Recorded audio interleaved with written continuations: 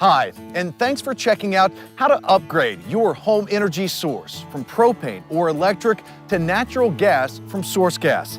To help you make an informed decision about upgrading your home to natural gas, I'm here talking with a few of the SourceGas experts to explain the process and show you just how easy, convenient, and cost-effective it is to switch to natural gas.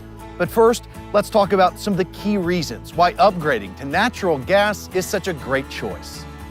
First, you'll save money, up to 60% less on your monthly energy bill over what you may be paying for propane or electric.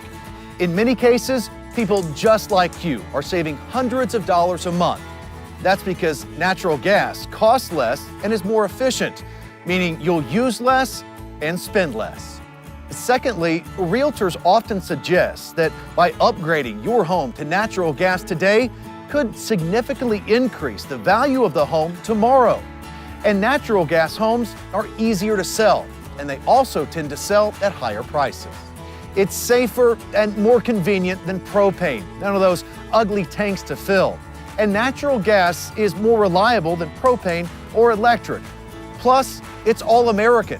99% of the gas that SourceGas provides to its customers is made in America. Finally, natural gas is a more responsible and greener energy resource. It's an abundant, clean, and homegrown source of energy. Natural gas appliances produce 37% lower greenhouse emissions. And converting to natural gas from propane, electric, or even wood will seriously reduce carbon emissions. And like I said before, it'll save you a lot of money. So let's take a look at the conversion process. A lot of unknowns there, but that's why I'm here today, to show you exactly what's involved and let you decide for yourself if upgrading to natural gas is the right move for you. Let's start by visiting a home that's currently being heated with propane. Hey, Derek. Hey, John, I see that you've got a trench dug here. What's going on?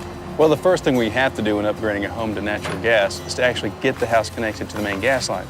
So we dig what's called a yard line. It's basically a narrow trench we dig from the house to the main gas line on the street. You see all the little colored flags around the yard? Those colored flags indicate where the underground utilities are located. You never want to start digging unless you know where all the underground utilities are located. Right, and that's where calling 811 at least 3 days before digging comes into play, right? Exactly. It's free, and it's the law, and it's for everyone's safety. They'll come out and mark where all of your underground utilities are located. For example, the orange ones are for communications, the blue is for water, the green is for sewer, and so on.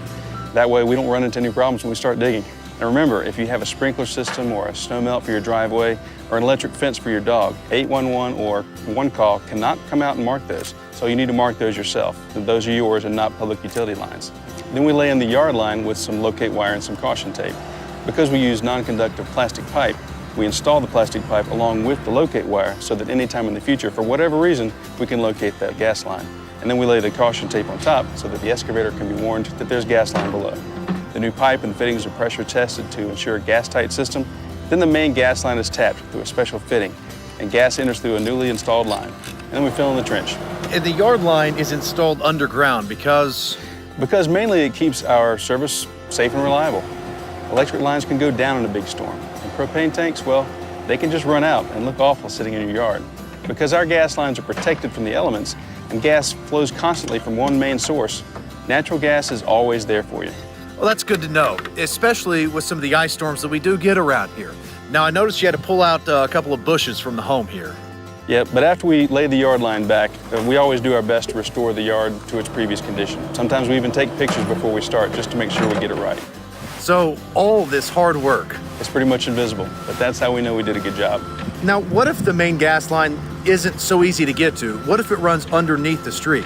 If it's underneath the street, a sidewalk, or a driveway, we'll dig under. It causes as little disruption to the neighborhood or the homeowner as possible. Yeah, you don't want any grumpy neighbors or homeowners either, right? Yeah, something like that. So what happens next? Well, come inside and I'll show you.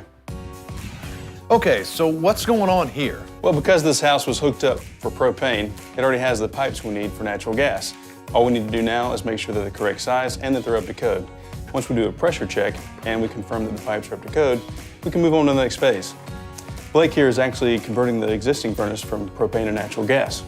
You see here, the gas control is usually convertible.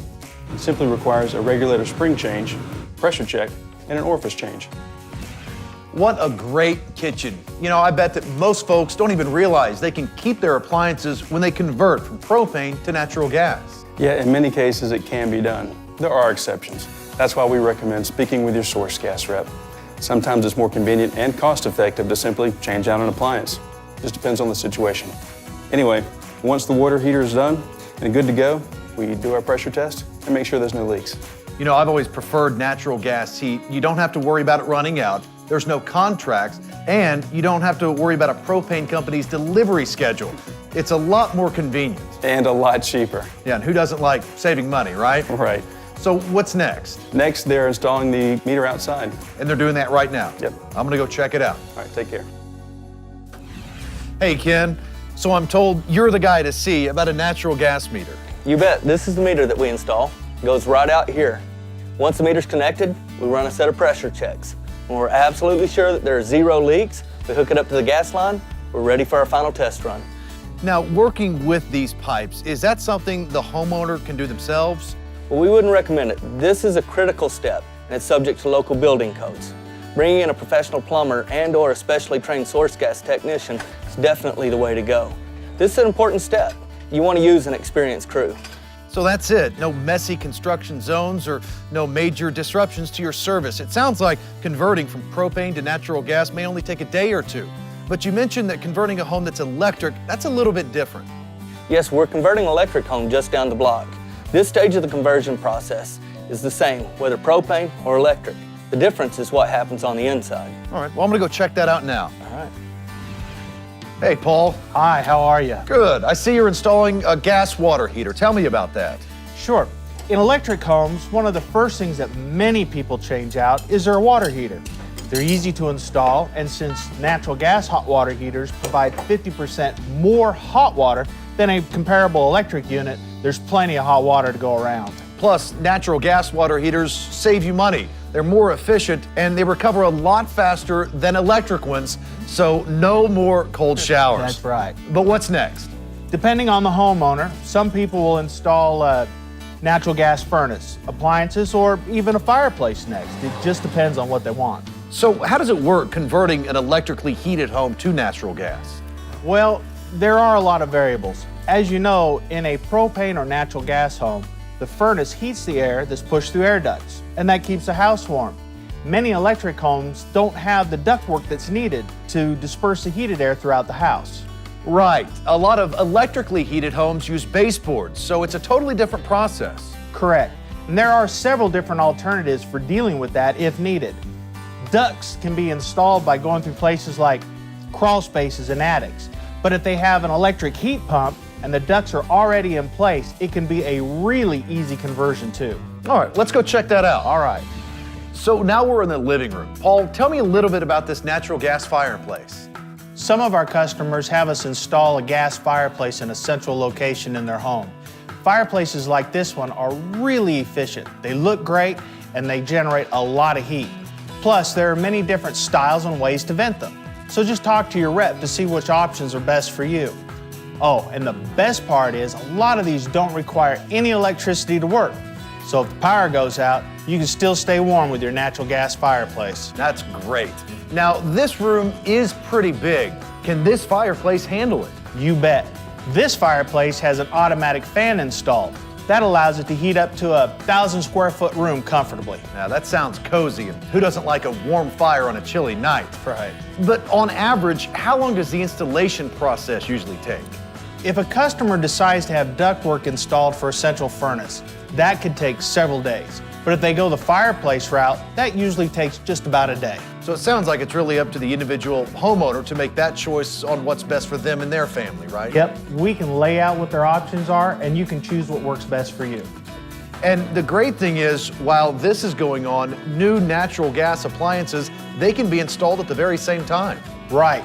Stoves, dryers, whatever the homeowner wants. And again, source gas techs can help with this, or the homeowner can bring in whomever they trust to handle the plumbing requirements and to install the new natural gas appliances. What a lot of people might not know is that if a homeowner ends up needing new appliances, in many cases, source gas can help. That sounds great. So what happens after those new gas appliances are installed? Just like with a propane conversion, We install the meter outside, we run our pressure tests, and the home is good to go. Sounds great. Thanks, Paul. You bet. Well, that does it. Hopefully this video has answered any questions you might have about converting your home to natural gas. You know, there are so many great reasons for upgrading your home to natural gas. For most people, it's the amount of money they can save on their monthly energy bills. That's thousands and thousands of dollars over the lifetime of their home. Plus, natural gas is a greener source of energy. It adds value to your home. It's a more reliable, safer, and more convenient all-American way to keep your family safe and warm. Those sound like some pretty great reasons to convert your home to natural gas. If you have any additional questions or want to schedule a free in-home estimate, call your local SourceGas representative or our customer service number at 1-855-583-6959 to find out how you can get comfortable with natural gas.